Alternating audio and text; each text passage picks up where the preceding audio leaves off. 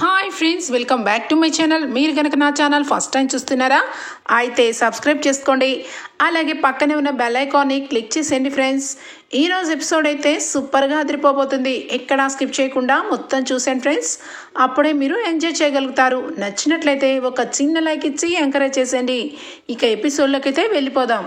ఈ episode start అవగానే దుగ్గిరాల ఇంట్లో బారసాల ఫంక్షన్ స్టార్ట్ అయిపోతుంది. ఇక ఉయ్యాల చాలా అందంగా డెకరేషన్ చేస్తారు. ఇక అందరూ కూడా చక్కగా తయారైపోయి అందరూ కూడా హాల్లో ఇక ఆ పాపాయిని పట్టుకొని ఇందిరాదేవి మురిసిపోతుంది. లక్ష్మీదేవి, ఈ ఇంటికి లక్ష్మీదేవి పుట్టింది అని చెప్పి మురిసిపోతూ ఉండగానే ఇక వెంటనే దూరం నుంచి రుద్రాణి, ఏమి లక్ష్మీదేవి ఏంటో, కనీసం నా ఇంటికి వారసుడిని తీసుకొని వస్తుందేమో అనుకున్నా, అలాంటిది ఒక ఆడపిల్లని పుట్టించింది ఈ స్వప్న అని చెప్పి చేదరించుకున్నట్టు మాట్లాడుతూ ఉంటుంది. ఇక వెంటనే ఇందిరాదేవి కోపంతో, ఏయ్ రుద్రాణి, అసలు ఏం మాట్లాడుతున్నావు? నీకు ఎంత గడ్డి పెట్టినా తక్కువే. మహాలక్ష్మి పట్టుకొని నీ ఇష్టం వచ్చినట్టు మాట్లాడతావేంటి? అయినా నువ్వు ఆడపిల్లవే కదా, ఆడజన్మనే ఎత్తావు కదా, అలాంటప్పుడు నోటుకొచ్చినట్టు ఎలా మాట్లాడుతున్నావు అని చెప్పి ఇక అంటూ ఉండగా ఇంతలోనే ఇక స్వప్న వచ్చి, అయినా మీకేంటి, మీ వంశం ఏంటి, నోరు మూసుకొని ఉంటే సరిపోతుంది, లేదంటే బారసాల ఫంక్షన్ కూడా చూడను, ఇక నానమ్మని కూడా చూడను, నా కూతురు గురించి తక్కువ చేసి మాట్లాడావంటే అని చెప్పి ఇక స్వప్న అంటూ ఉంటుంది. ఇక ఇంతలోనే అనుకున్న టైంలోనే ఇక మొత్తానికైతే కనకం ఇంట్లోకి వస్తుంది. కనకం చూసి అపర్ణ అందరూ కూడా లోపలికి రా కనకం అని చెప్పి పిలుస్తూ ఉంటే ఇక బ్యాగ్ తీసుకొని కనకం లోపలికి రావటం గమనిస్తుంది రుద్రాణి. ఏంటో కొంతమంది ఓ హడావుడి చేస్తూ కొంతమంది చేతులు ఊపుకుంటూ వచ్చేస్తారు, పేరుకే మనవరాలు, కానీ ఏముంది, ఏమీ లేదు అని చెప్పి ఇక దెప్పి పొడుస్తూ ఉంటే చాలా సీరియస్గా ఇక అక్కడి నుంచి నా మనవరాలేది అని చెప్పి అచ్చం మా స్వప్న పోలికే, ఎంత ముద్దుగా ఉందో అని చెప్పి ఎత్తుకొని ముద్దులాడుతూ ఇక కవర్లో నుంచి పట్టీలు చైను అవి తీస్తూ ఉంటే ఒక్కసారిగా రుద్రాణి అక్కడికి వస్తుంది. ఇంతలోనే అక్కడికి రాజ్, కావ్య, అప్పు, కళ్యాణ్ అందరూ కూడా అక్కడే ఉంటారు. ధాన్యలక్ష్మి ఇక దూరం నుంచి చూస్తూ ఉంటుంది. ఇక లోపల నుంచి తీసుకొని, అమ్మగారు పాపకి పట్టీలు తీసుకొని వచ్చాను అని చెప్పి, పట్టీలంటే అదేని కనకం నాకు చెప్తున్నావేంటి, నీ చేతులతో నీ మనవరాలకి నువ్వే వెయ్యి అనగానే, హో ఎబ్బో, ఈ పాటి వస్తువులు ఎవరైనా తెస్తారు, అయినా ఇంతకంటే ఏముందిలే పెట్టడానికి అని చెప్పి దెప్పి పొడుస్తూ ఉంటుంది రుద్రాణి. ఇక వెంటనే, అమ్మ మాకున్న స్థాయి ఏదో మేము తెలుసుకొనే వచ్చాము, అంతే తప్పించి కావాలని ఏదో మీరేదో అంటుంటే నేనేం బాధపడిపోను, మా స్థాయికి మించి మేము తేలేం కదా అని చెప్పి అనగానే ఇక అపర్ణ అంటుంది, చూడు కనకం, ఎంతోమంది ఏవేవో మాట్లాడతారు, వాళ్ళ మాటలన్నీ పట్టించుకుంటారా ఏంటి? నీ మనవరాలకి నీకు ఇష్టం వచ్చినవి తెచ్చావు, అదే పెద్ద బహుమతి, నీ చేతులతో నువ్వే వెయ్యి. కొంతమంది ఓర్వలేని బుద్ధితో ఏదో ఒకటి కూస్తూనే ఉంటారు అనగానే, వదినా అనగానే, వదినా గిదినా అన్నావంటే ఫంక్షన్ అని కూడా చూడను, అసలు నీకు బుద్ధి ఉందా? ఇది ఎవరి ఫంక్షను? సొంత రాహుల్ కూతురు ఫంక్షను, అంటే నీకు మనవరాలు, అయినా కూడా బుద్ధి లేకుండా మాట్లాడతావేంటి అనగానే, అవునవును, ఎవరు ఫంక్షను ఎవరున్నారో బాగా అర్థమవుతుంది, నా కొడుకు వెనక్కి ఉన్నాడు, నీ కోడలు నీ కొడుకు ఇద్దరు ముందున్నారు, ఆ వెనకాల ఆ అప్పు ఆ కళ్యాణ్ ఉన్నాడు, మా ఫంక్షన్ అని మాకు విలువ లేకుండా మమ్మల్ని పక్కకు నెట్టేసి మీరే కదా ముందున్నారు అనగానే, నిన్నెవరు వెనక్కి వెళ్ళి కూర్చోమన్నారు? నీ మనవరాలు కాబట్టి నువ్వే ముందు నుంచొని నీ చేతులతోనే పట్టుకోవచ్చుగా, నువ్వు మొట్టమొదటి నుంచి బాబు పుట్టలేదని మొహం మార్చుకుని కూర్చున్నావు, అంతేగా, ఇందులో ఏముంది అని చెప్పి అంటూ ఉంటుంది ఇక అపర్ణ. ఇంతలోనే ఇక మొత్తానికైతే రాజ్ అక్కడ అన్నీ కూడా అరేంజ్మెంట్స్ అన్నీ కరెక్ట్గా ఉన్నాయా లేవా కళావతి అని చెప్పి అంటూ ఉంటే ఇక కళావతి కూడా, లేదండి ఇదిగోండి ఇక్కడ ఇవి పెట్టాను, అక్కడ అవి పెట్టాను అని చెప్పి హడావుడి పడుతూ, పంతులు గారు ఇంకా బారసాలకి ఇంకా రాలేదేంటి అని చెప్పి ఇక వెనక్కి తిరిగి చూస్తూ ఉంటుంది కావ్య. ఇంతలోనే ధాన్యలక్ష్మి అక్కడ నుంచొని కనబడుతుంది. చిన్నత్తయ్య ఇదిగోండి ఇవి తీసుకోండి, ఇది అక్కడ పెట్టండి చిన్నత్తయ్య అనగానే, ఏయ్ ఏంటి నా చేతికి ఇస్తున్నావు, నేనేమి పెట్టను అని చెప్పి అనగానే, అదేంటి చిన్నత్తయ్య, ఇది తీసుకెళ్ళి అక్కడ పెట్టమంటేనే మీకెందుకు అంత కోపం అనగానే, నాకు ఈ వస్తువుల మీద కాదు, నీ మీదే కోపం. నువ్వు ఈ ఇంట్లో ఏ రకంగా ప్రవర్తిస్తున్నావో బాగా అర్థమైంది. నువ్వు ఈ ఇంటిని ఏదో చేసే వరకు నీ మనసుకి ఒప్పుకోదు అనగానే, అదేంటి అత్తయ్య అలా మాట్లాడుతున్నారేంటి అనగానే, ఎలా మాట్లాడమంటావు? ఇప్పుడేమో నీ అక్కకి కూతురు పుట్టిందని తెగ హడావుడి చేసి ఫంక్షన్ జరిపిస్తున్నావు.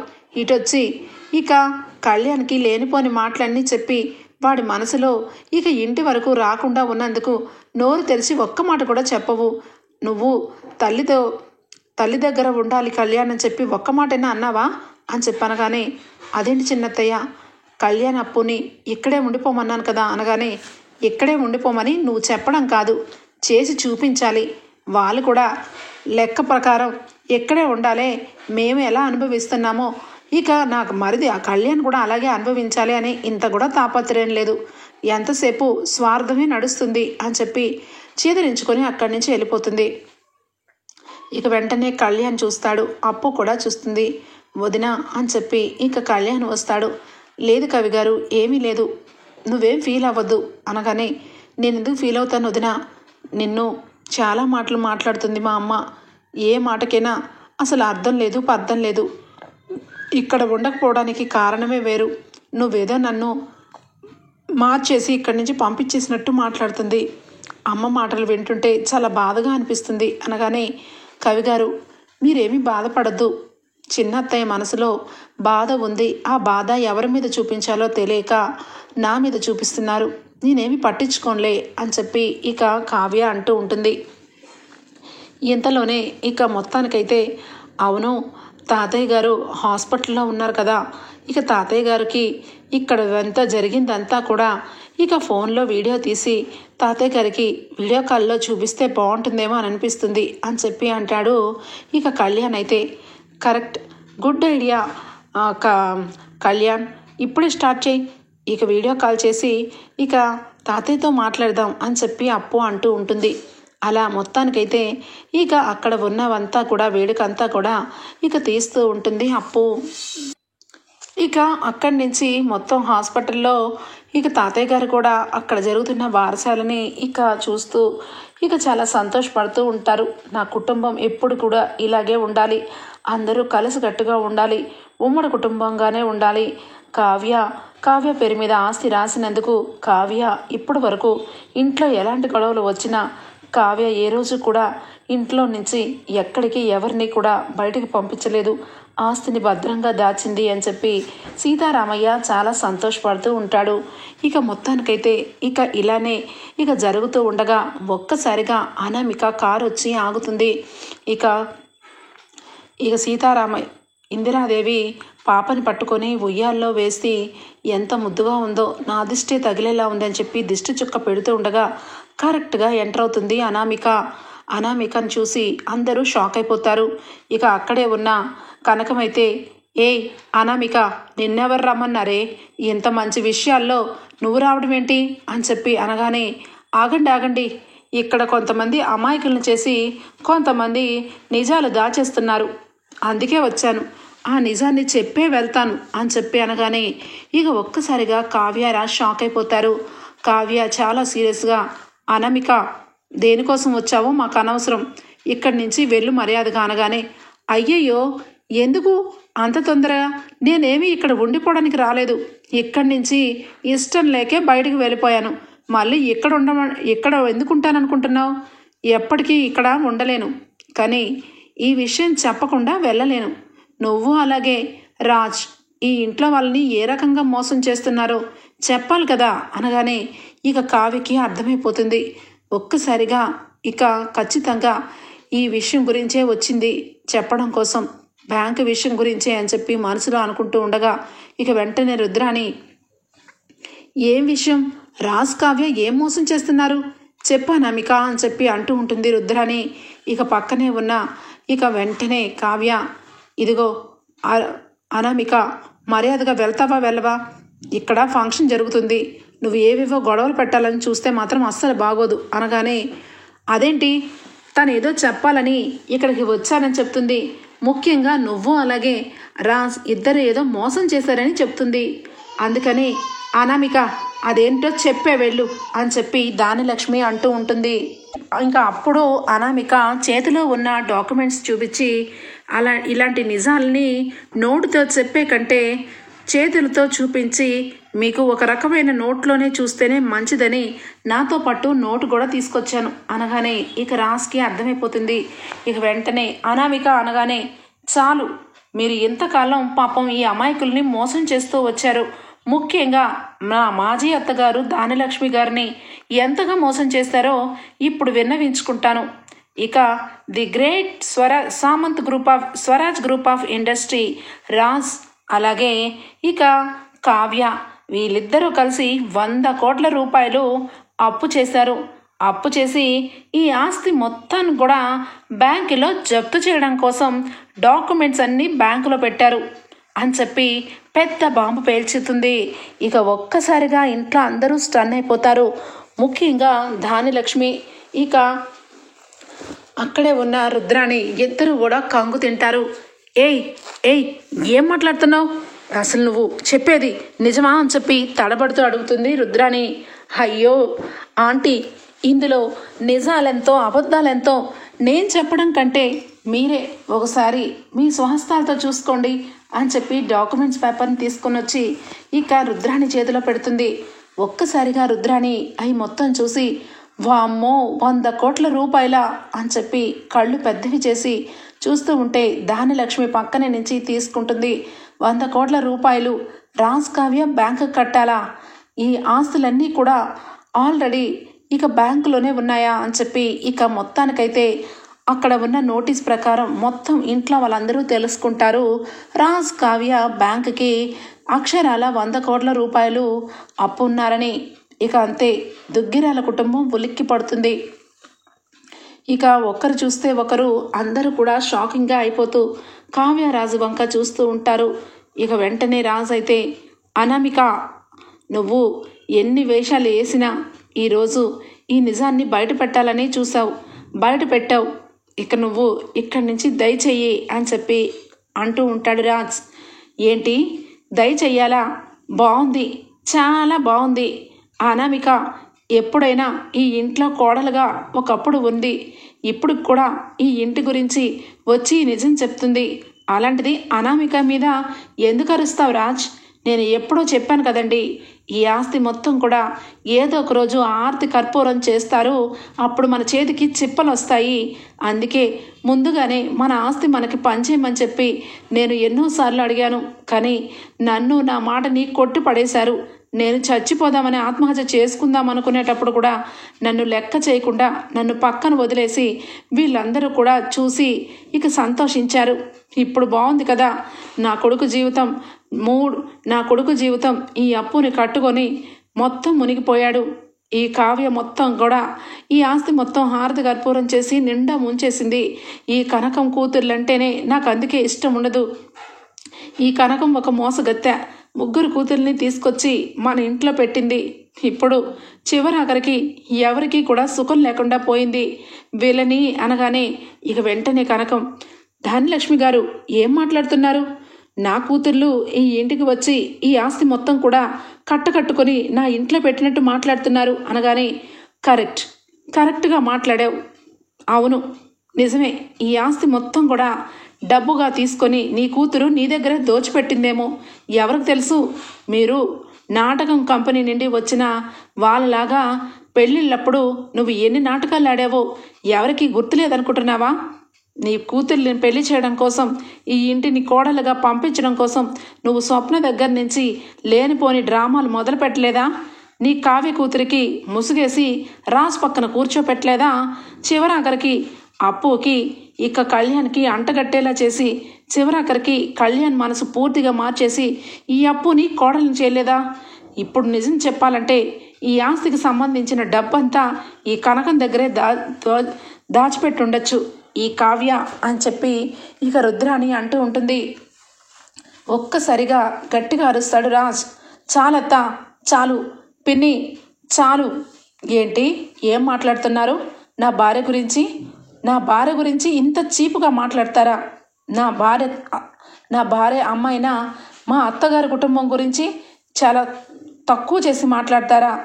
అసలు మీకు ఏం తెలుసు కావ్య గురించి? కావ్య ఈరోజు లేకపోయింటే ఈ కుటుంబం మొత్తం రోడ్డు మీద ఉండేది. తను చెప్పినట్టు 100 కోట్లు బ్యాంకుకి అప్పు మేము కాదు, ఇక ఒక వ్యక్తి, వాడే నందకిషోర్, తాతయ్య గారి ఫ్రెండ్ వాళ్ళ మనవడు. వాడి వల్ల ఈరోజు ఈ 100 కోట్ల అప్పు మా నెత్తి మీద వేసుకొని మేము కట్టాల్సి వస్తుంది. తాతయ్య గారు షూరిటీ పెట్టిన సంతకంని మనసులో పెట్టుకొని తాతయ్య గారు ఎప్పుడూ తక్కువ కాదు, ఆయన మాటే శాశ్వతమని నేను కావ్య ఇద్దరము తల వంచుకొని ఈ కుటుంబాన్ని బయటకు పంపించకుండా గత 4 నెలలుగా కాయ కష్టం చేసి డబ్బు కడుతున్నాం. ఇందులో కావ్య డబ్బు తీసుకొని ఎక్కడికి వెళ్ళిపోయిందని నిందలు వేస్తున్నారు. నా భార్య లేకపోయింటే ఈరోజు మీరందరూ ఇలా మాట్లాడుకునే వాళ్ళు కాదు. 4 నెలల క్రితమే వెళ్ళిపోయి రోడ్డు మీద ఉండేవాళ్ళు అని చెప్పి ఇక అప్పుడు రాజ్ మొత్తం రివీల్ చేస్తాడు. ఇక అక్కడే ఉన్న ఇందిరాదేవి, అపర్ణ, సుభాష్, ప్రకాశం అందరూ కూడా స్టన్ అయిపోతారు. ఇక సుభాష్, ఒరే నాన్న ఏంట్రా నువ్వు చెప్పేది నిజమా అనగానే, అవును డాడీ, అసలే తాతయ్య కోమాలోకి వెళ్ళారు, ఇక నానమ్మ పుట్టెడు దుఃఖంలో ఉన్నారు.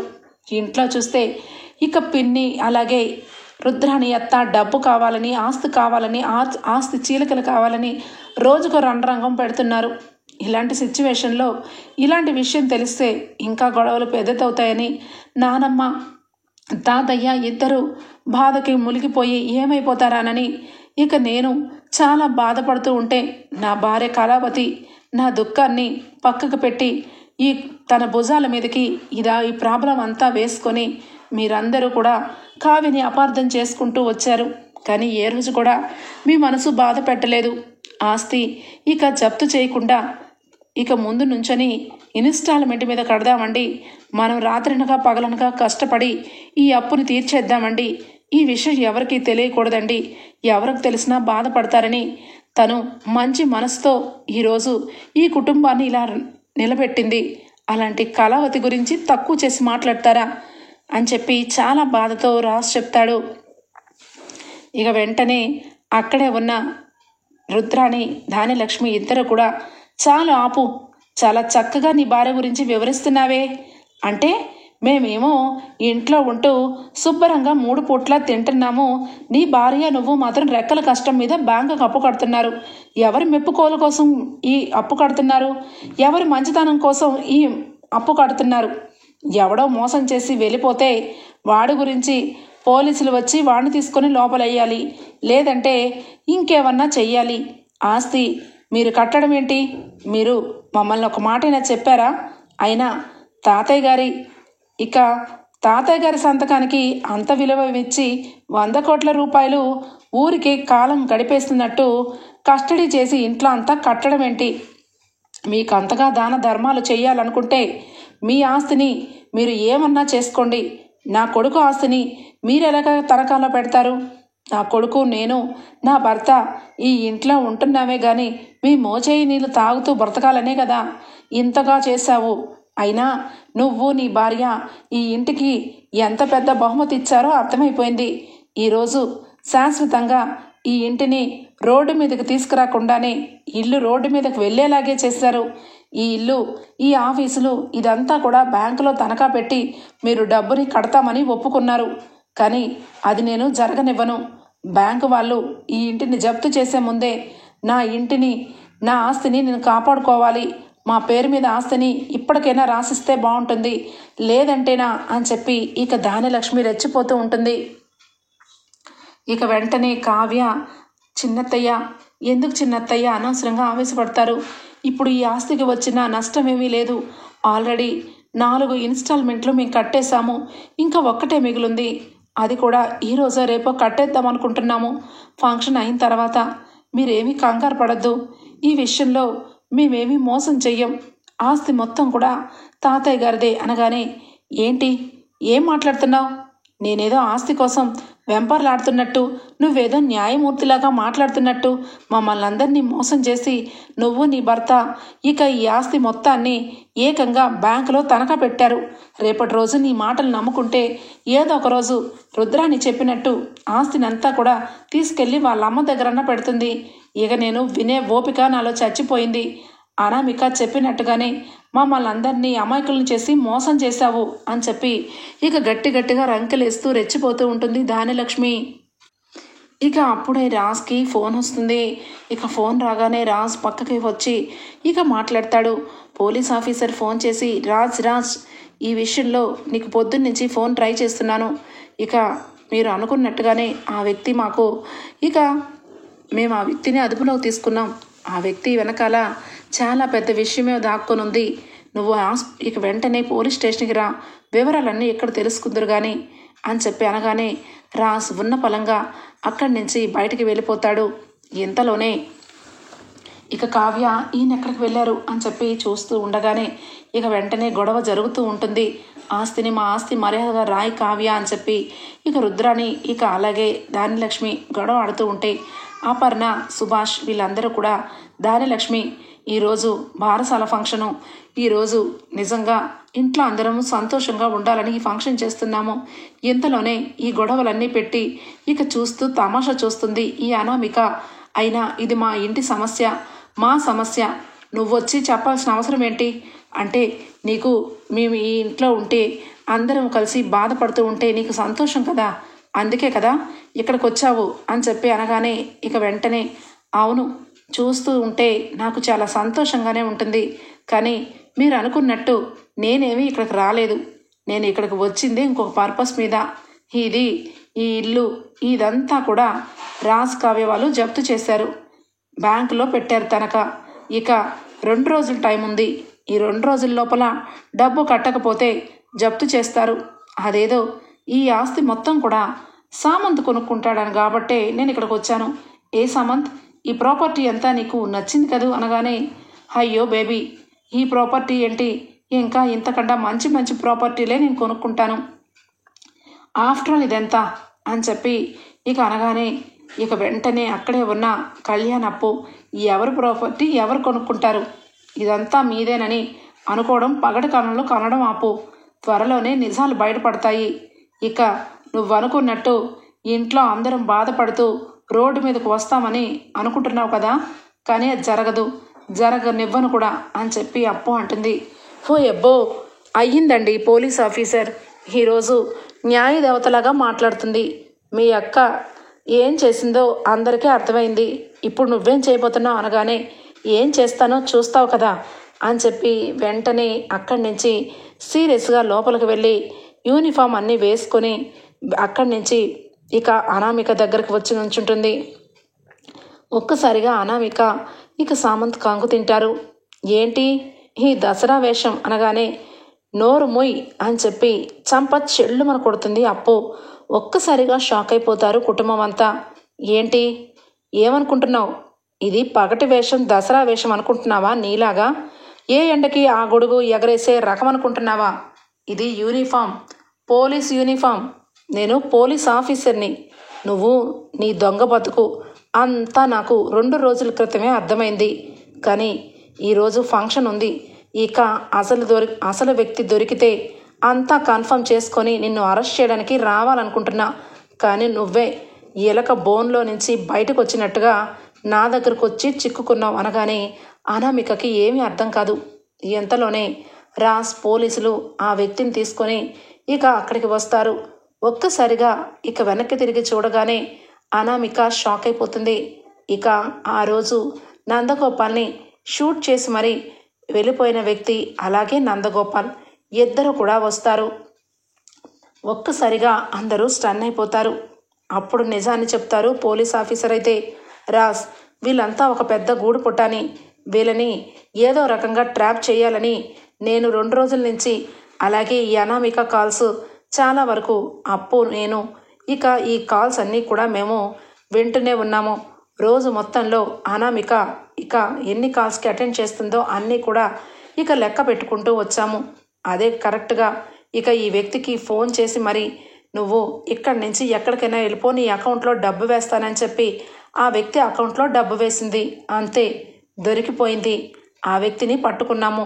ఆ వ్యక్తి ఎవరో కాదు, వీడే అనగానే వీడిని ఏం చేయబోతున్నారు, వీడు నందగోపాల్ని చంపేశాడు, ఆ నందగోపాల్ డబ్బు కట్టాల్సింది మేం కడుతున్నాం అనగానే అయ్యో నందగోపాల్ ఎక్కడ చనిపోయాడు? నందగోపాల్ బ్రతికే ఉన్నాడు. ఇదంతా ఈవిడ గారు వేసిన ప్లాన్ బావా. నిన్ననే నాకు ఈ విషయం తెలుసు.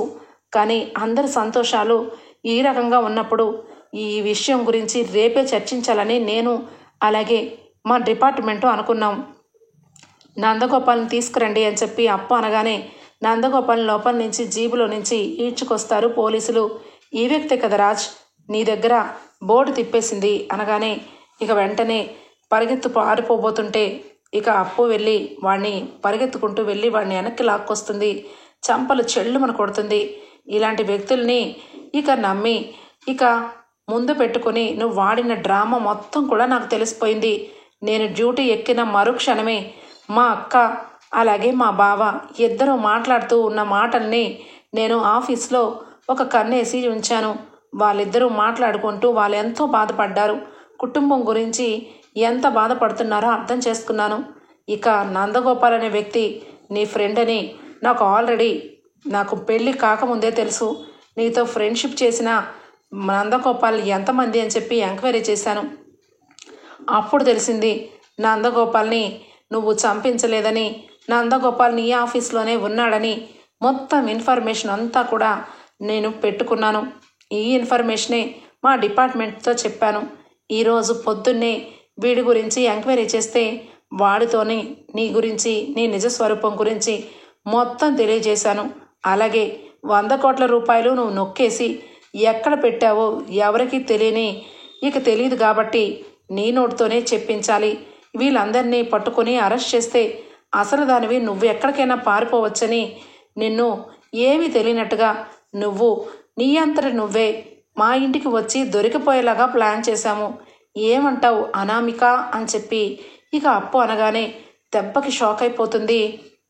ఇక అనామిక ఇక వెంటనే కావ్య చూసావు కదా, చూడు అనామిక నీకొక్కదానికే తెలివితేటలు లేవు. అందరికీ తెలివితేటలు ఎక్కువే ఉంటాయి. కానీ అవి అవసరమైనప్పుడే ఉపయోగించాలి. నువ్వు ఇక మొన్న వరకు మేము అమెరికా ప్రయాణం వెళ్తున్నామని అమెరికా వీసా తీసుకోవడానికి ప్రయత్నించి అమెరికా వెళ్ళిపోయి కూడా వచ్చావు. ఎందుకంటే మేము ఏది చేసినా నువ్వు ఒక కంట కనబెడుతూనే ఉంటావని నాకు బాగా తెలుసు. అందుకే నువ్వు ఈరోజు ఇక్కడికి వస్తావని కూడా నాకు తెలుసు. నేను అప్పు అలాగే ఆయన ముగ్గురము ఈ విషయం అంతా కూడా తెలుసుకున్నాము. ఇందులో నువ్వు ఖచ్చితంగా ఉన్నావని అర్థమయ్యే ఈరోజు నీకు నువ్వే వచ్చి ఇక్కడ అందరి ముందు అరెస్ట్ అయ్యి ఇక జైల్లోకి వెళ్ళాలని ఈ ప్లాన్ వేశాము. చూసావా, ఇక మా గురించి కూడా నీకు అర్థమైంది కదా అని చెప్పి అప్పు అనగానే ఏంటక్క, ఏంటి కావ్య, దెయ్యాలతో ఏదో వేదాలు చెప్పినట్టు దీని ముందు ఎందుకు మంచి చెప్తావు? దీనిని 4 తగిలించి ఇక్కడి నుంచి ఈడ్చుకొని తీసుకొని వెళ్ళి సెల్లో వెయ్యండి, కుమ్మి పడండి. ఇంకా ఎప్పుడు కూడా మోసం అనేది దీని మొహంలోనే లేకుండా చెయ్యండి అని చెప్పి స్వప్న అంటుంది. ఒక్కసారిగా రుద్రాని ఇక వెనక్కి వెళ్ళిపోతూ ఉంటుంది. ఏంటత్తా వెనక్కి వెళ్తున్నావు? నీకు ఆ అనామికకి ఇద్దరికీ ఫ్రెండ్షిప్ ఉందని ఈ విషయం గనక ఇంట్లో తెలిస్తే నిన్ను కూడా ఆ అనామికతోనే అప్పు అరెస్ట్ చేసి పడేస్తుంది. కాబట్టి తల దించుకొని ఉండండి అని చెప్పి అనగానే ఇంతలోనే దానిలక్ష్మి ఇక అనామిక దగ్గరకు వచ్చి ఏంటే ఆస్తి మొత్తం కూడా తీసుకొని కావ్యరాజ్ మీద ఇన్నేసి నిందలు వేస్తూ మా ఆస్తినంతా కొట్టేయాలని చూస్తావా? నిన్ను అని చెప్పి దానిలక్ష్మి అనామిక చంప పగల కొడుతుంది. ఒక్కసారిగా షాక్ అయిపోతారా అందరూ కూడా.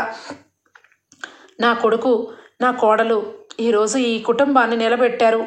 ఈరోజు ఇక కావ్య లేకపోయి ఉంటే ఈ రోడ్డు మీదే మేము జీవితాంతం రోడ్డు మీద ఉండాల్సిన పరిస్థితి వచ్చేది అని చెప్పి దానిలక్ష్మి ఇక అనామికని ఇక చంప చెల్లుమనిపిస్తుంది. పోలీసులు మేడం, థ్యాంక్ యూ మేడం, మీరు వేసిన ప్లాను సూపర్గా ఉంది. కావ్య మేడం, మీరు నిజంగా మా డిపార్ట్మెంట్లో ఉంటే ఇలాంటి దొంగల్ని ఎంతమందినైనా పట్టుకోవచ్చు అని చెప్పి కావ్యకి థ్యాంక్స్ చెప్పి అనామికని అరెస్ట్ చేసుకొని తీసుకొని వెళ్తారు. హలో, ఏంటి అనామికని అరెస్ట్ చేసి వెళ్ళిపోతున్నారు? ఆవిడ వెనకాలే ఈ కొత్త పెళ్లి కొడుకుని కూడా అరెస్ట్ చేయాలి కదా. ఈయన గారు ఈవిడ గారిని పెళ్లి చేసుకుని పక్కన పెట్టుకుంటే ఇక రేపొద్దున్న జీవితాంతం జైల్లోనే కాపురం. ఏమంటావు సామంత్? నీకు ఆ రోజు రోడ్డు మీద కనిపించినప్పుడే చెప్పాను, ఇలాంటి ఆడదాన్ని పక్కన పెట్టుకుంటే రేపొద్దున్న నీకే డేంజర్ అని. ఇప్పుడు ఏం చేస్తావు? పాపం అనామికతో పాటు నువ్వు కూడా పోలీస్ స్టేషన్కి వెళ్ళి చెప్పకూడదు తిను అని చెప్పి అప్పు అంటుంది. ఇక వెంటనే సామంత్ అయితే తలదించుకొని ఇక ఏమి చేయలేక పోలీసులతో పాటు వెళ్ళిపోతాడు. అనామిక ఇక ఏమీ మాట్లాడలేదు. ఇక పోలీస్ జీబులో కూర్చొని తిన్నగా పోలీస్ స్టేషన్కి వెళ్ళిపోతుంది. ఇక అప్పుడు రుద్రాణి ఆశ్చర్యపోతూ ఉంటుంది. అసలు వీళ్ళు ఏ రకంగా ప్లాన్ చేశారు అని చెప్పి అనుకుంటూ ఉండగానే ఎంతలోనే ఇక సుభాష్తో మాట్లాడతాడు. నాన్న, ఇంత పెద్ద సమస్యని మీరు ఏ రకంగా ఛేదించారా అనగానే, నాన్న ఈరోజు కాదు 3 రోజుల క్రిందటే అనామిక గురించి మాకు ఇన్ఫర్మేషన్ వచ్చింది.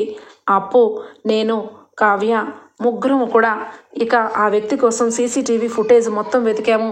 ఇక నందగోపాల్ చచ్చిపోయిన ప్లేస్లోకి వెళ్ళి అక్కడ మొత్తం వెతికితే నందగోపాల్ సిమ్ కనబడింది.